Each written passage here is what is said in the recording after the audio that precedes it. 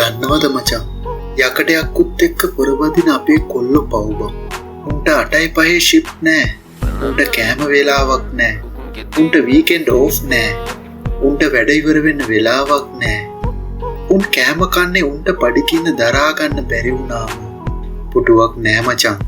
කෑම එක ලස්සනට දිගෑරලා පිළිවෙලට කන්න මේසයක් නෑ මචං. කොහේ හරි ගහක් යටට වෙලා එහෙම නැත්නම් දූවිලි වලින් පිරුණු ගිනි ගින්දරේට රත් වෙච්ච මැෂින් එකක් ඇතුලේ උන් කෑම කන්න. උන්ට කෑම පැයක් නෑ බං. උන් කෑම කෑව අනිත් පැත්තට වැඩ කරා. පාට ඕෆ් වෙලා ආතල් එකේ ගෙදර යන්න ලැබෙන්නේ නෑ මචං. කරන්න පටන් ගත්තු වැඩේ ඉවර කරලා එහෙම නැත්නම් S2ට කරන වැඩේ පේන්නේ නැති වෙනකම් වැඩ කරලා උන් ගෙදර යන්නේ. උන්ට නෑ අත මම නිවාඩුයි හෙට මම නිවාඩුයි කියලා දවසක්.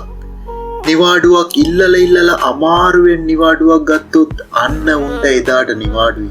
මතක තියාගනින් කෙල්ලේ. උඹේ කොල්ලත් යකඩයක්කුත් එක්ක හැප්පෙන එකෙක් නම් හැම වෙලාවෙම ඌව සතුටින් තියපන්. කවදාවත් උදේ පාන්දර උගේ ඔළුව කන්න එපා. කෝල් කරලා ඌත් එක්ක රණ්ඩු වෙන්න එපා.